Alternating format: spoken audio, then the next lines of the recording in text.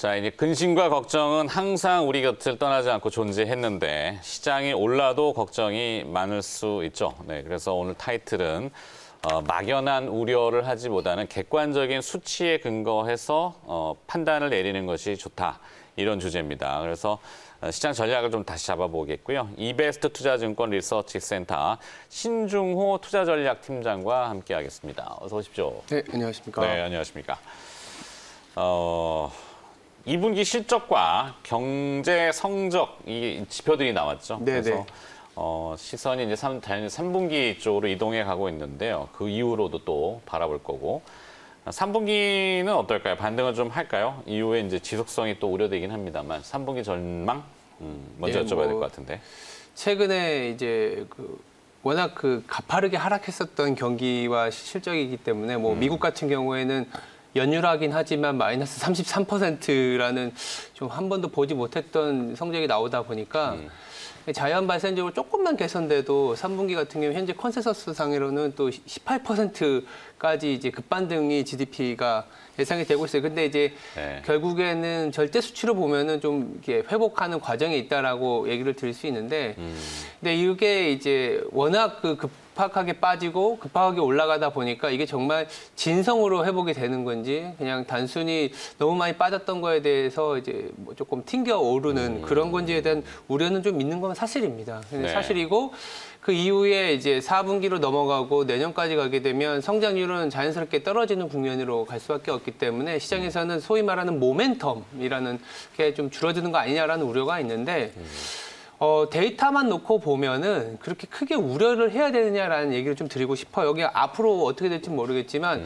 이런 국면들이 미국 같은 경우에 데이터가 워낙 많으니까 1940년 중반부터 지금까지 보면 한 11번의 이렇게 큰 위기가 왔었고 그러한 위기를 벗어나는 과정에서 평균적으로는 이렇게 성장률이 이제 급반등한 이후에도 한 3개월만 보더라도 2% 이상의 수익률, 더 길게 보면은 사실 장기 사이클의 바닥이었던 적이 많았기 때문에 단순히 이런 노이즈라고 하잖아요. 경기 지표가 상당히 안 좋아지고 다시 좋아지면 인플레이션 압력이 생기는 거 아니냐, 정책이 조금은 이제 좀 빠지는 거 아니냐, 연준이 또 지금은 괜찮지만 좀 바뀌는 거 아니냐라는 우려가 있지만 결국은 또 경제 자체적으로 돌아가는 거에 대한 주가의 상승은 좀 있었기 때문에 너무 과도하게 우려할 필요는 없다라는 얘기를 드리고 있습니다. 네. 그러니까 지표가 막 혼용이 되고 급등락을 보이다 보니까 맥락 잡기도 어렵고 그 기저 효과 때문에 또 확 도드라지면은 이제 그동안 돈을 많이 풀었는데 돈을 회수할까 봐 이게 걱정을 하는 거잖아요. 그런데 궁극적으로는 이제 뒤에 가면 이제 일드 얘기해 주실 것 같은데 지표는 아직 우리의 금융 지표 꼼짝 안 하고 있다 이 얘기일 것 같아요, 그죠? 자, 그러면 이제 또 두 번째 이슈로 미국은 올해 빅 이벤트는 이 코로나 때문에 그렇긴 합니다만 대선이라고 하는 이벤트가 있잖아요. 대통령 선거 전후로 해서 과거에는 좀 어땠었는지 그것도 한번 들려주시면 좋겠습니다. 이제 아침에 보니까 또 뉴스를 이제 바이든 민주당의 대통령 후보가 러닝메이트를 또 선정을 했더라고요. 반독점 관련된 이슈가 또 다시 불거질 가능성이 또 있는데. 반독점? 그러니까 그 러닝메이트로 지명된 이제 그 대상자가 이제 독점 기업에 대해서 약간 규제를 가하자라는 의견을 좀 갖고 가고 있기 때문에 그런 부분들이 이제 시장에서는 실질적으로 그게 어떻게 진행될지를 모른다라는 불안감 정도가 시장에 조금은 유입이 될 수 있고요. 그러니까 우리조차도 아니면 지금 모두가 생각하는 게 시장이 이렇게 많이 올라왔고 근데 보니까 대선이라는 이슈가 있는데 트럼프 대통령, 현직 대통령의 지지율은 조금 최근에는 올라오곤 있지만 바이든하고는 격차가 여전히 있기 때문에 바이든이 됐을 때의 어떤 정책의 불확실성 아니면 변화 아니면 또 혹시 모를 여론조사 이후에 우리가 그동안 좀 많이 당했었던 게 여론조사가 곧 결과로 나오지 않는다라는 그런 것들을 데이터를 갖고 있기 때문에 어찌 될지 모른다라는 불안감들이 또 여기도 있다라는 거죠. 아까 GDP 그로스와 관련돼서 마찬가지인데 근데 사실상 그 대선 구간의 평균을 그려보면 9월부터 10월까지는 실제 좀 내려오는 구간은 나타나긴 합니다. 이런 불안감을 반영하다 보니까. 누가 될지 모르니까. 근데 이게 또 이것도 굉장히 장기 데이터를 보여드리면 한 1920년부터 지금까지의 미국 대선이 총 23번 정도 있었더라고요. 근데 그중에 상승한 횟수는 13번으로 오히려 더 많았어요. 근데 하락한 폭이 왜 이렇게 크게 보이냐 하면 그 대공황 기간에 그 두 달 동안의 수익률하고 가까운 금융위기 때 수익률이 소위 말해서 아웃라이어, 그러니까 평균을 강하게 끌어내리는 효과가 보였기 때문에 네. 대선 이전에는 뭔가 변동성이 있었는데라는 그런 데이터들로 나타나긴 합니다. 물론 그렇다고 해서 13번 올랐으니까 지금은 아예 무시하고 가자 이런 식으로 말씀드리는 건 아니지만 과도하게 무조건 대선이었기 때문에 빠진다 이렇게 접근하는 것도 조금은 좀 그때 경제 상황을 봐야 된다라는 얘기를 드리고 있고요. 이 이후에 그러니까 대선 이후에 특히 이렇게 실업률이 굉장히 높았던 상황에서 그 이후에 시장의 수익률을 보면 오히려 그 대선 전에 약간의 조정이 그 이후에 좀 소위 말하는 채바닥 국면이었다라는 얘기를 드릴 수도 있기 때문에 막연히 대선이 어떻게 될지 모른다는 불안감을 갖고 쉽게 시장을 떠나기보다는 지금 주식이 매력적이냐 아니면 지금 경기적인 스탠스가 아직은 부양적이냐 이게 더 중요하지 않겠냐라는 얘기를 드리고 있습니다. 네.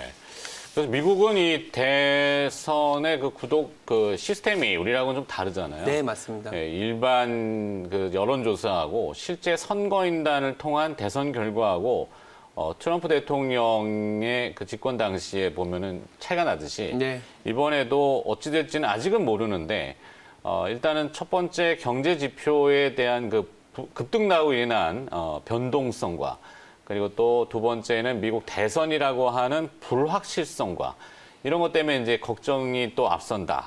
하지만 주가는 지금 또 올라가요. 네. 미국도 그렇고 뭐 우리나라도 그렇고 어떨까요? 아무래도 현재 시장 상승은 트럼프 대통령한테는 주가 상승이 좀 재선에는 도움이 되는 것인지.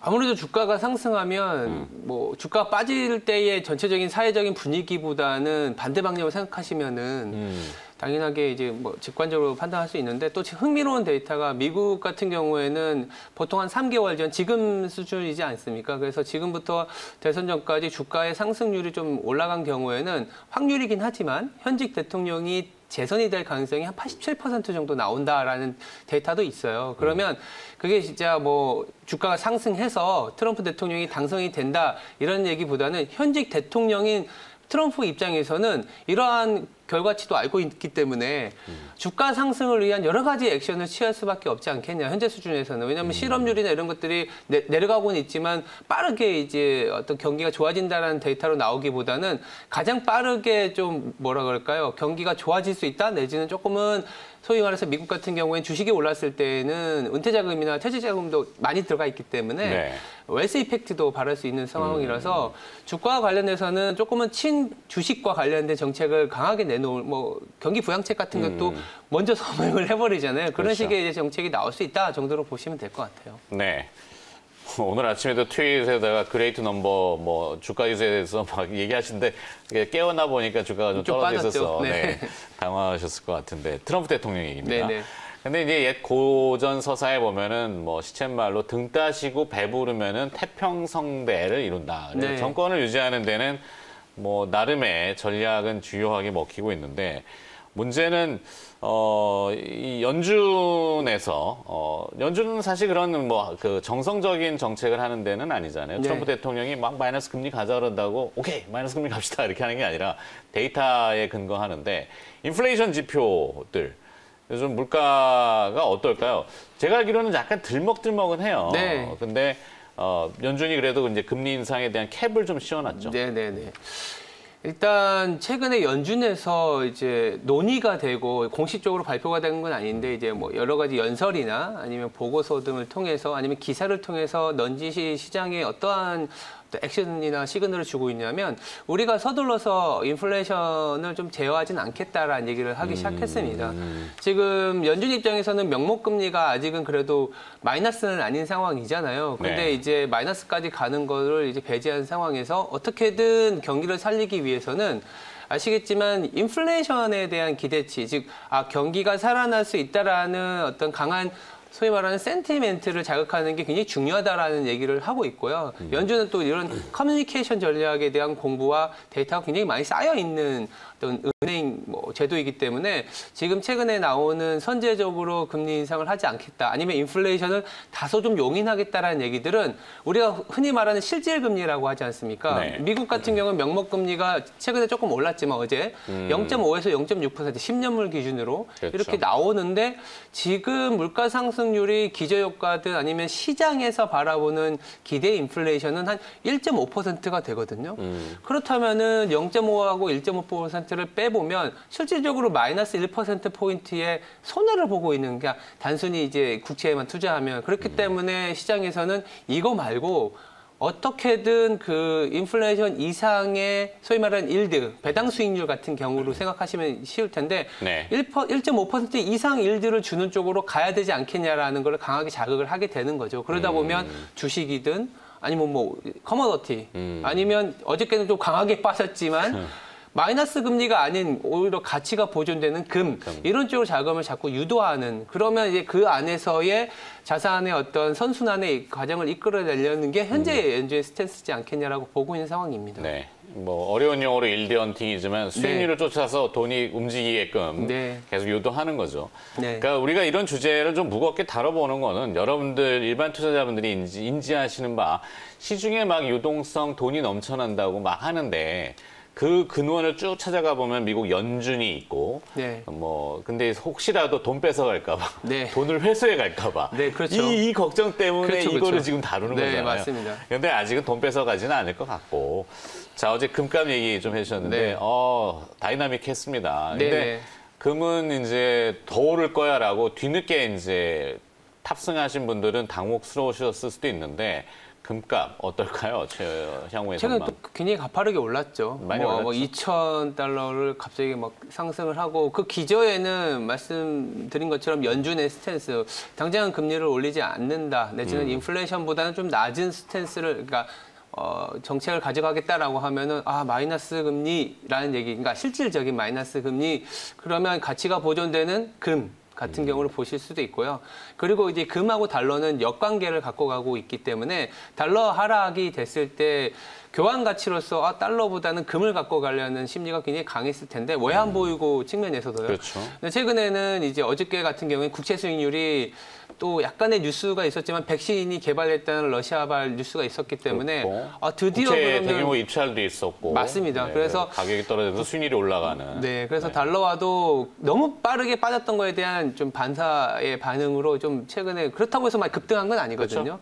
그런 부분들이 좀 나타났다고 보고 있고요. 저희들 같은 경우에는, 금값 같은 경우에는 지금 최근에 좀 조정은 나타났지만, 이게 다시 하락 추세로의 전환으로 보기보다는 실질적으로 만약에 금 가격이 더 하락 추세로 간다, 액션이 나올 수 있는 가장 강한 어떤 힘? 아니면 모멘텀이 연준이 있다라고 저는 말씀을 드리고 있어요. 이게 네. 다시 금 가격이 빠지는 국면은 인플레이션에 대한 우려가, 그러니까 좀 경기에 대한 우려가 더 커지는 상황으로, 아이러니하게도 라고 가기 때문에 달러가 뭐 급반등하는 거를 좀 잠재우고, 국채 수익률도 지금은, 어제는 아까 말씀하신 것처럼 뭐 일찰도 있었던 부분들이 있었기 때문에 조금은 좀 톤다운 되는 구간으로 저희는 접근하고 있어서, 네. 내년 상반기까지는 연준이 인플레이션에 대해서는 조금은 용인하는 분위기라 보면, 금 가격 같은 경우에는 최근에 이제 가파른 조정 정도로만, 그러니까 가파른 상승에 대한 조정 정도로만 저희는 판단하고 있습니다. 네.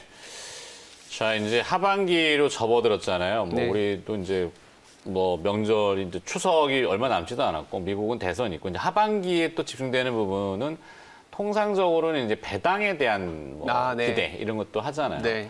물론 올해 기업들의 실적이 생각보다 나쁘지는 또 않았고, 뭐 이런 부분도 있기 때문에 일드 헌팅이라는 아까 용어를 쓰셨지만, 네. 결국엔 수익을 쫓아다녀야 되는데 어디가 더 유리할지, 이것도 한번 우리가. 그러니까 보통 그럴까요? 금리가 내려가면 그러니까 돈 좀 어려운 개념일 수도 있는데, 예금 금리가 2%게 되면요, 네. 이거를 뒤집어서 생각하면 우리가 흔히 얘기하는 PER이잖아요. 밸류에이션, 이게 50배가 되는 거예요.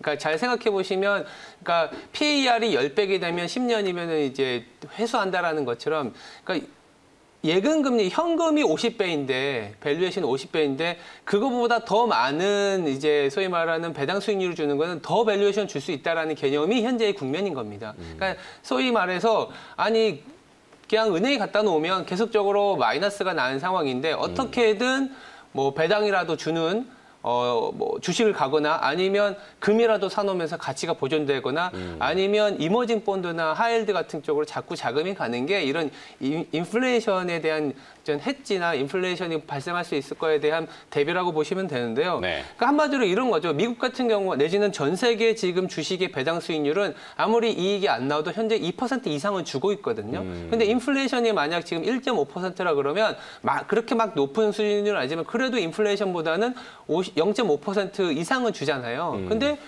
미국 국채에 맡겨놓으면 0.5%는 마이너스라는 거죠. 그래서 그렇죠. 자금들이 그래도 배당 수익률, 금 같은 경우에는 그래도 그냥 수익률로만, 그러니까 자본 차익으로만 가는데 배당 같은 경우에는 그래도 캐시가, 즉 현금이 들어오는 자산이지 않습니까? 그래서 네.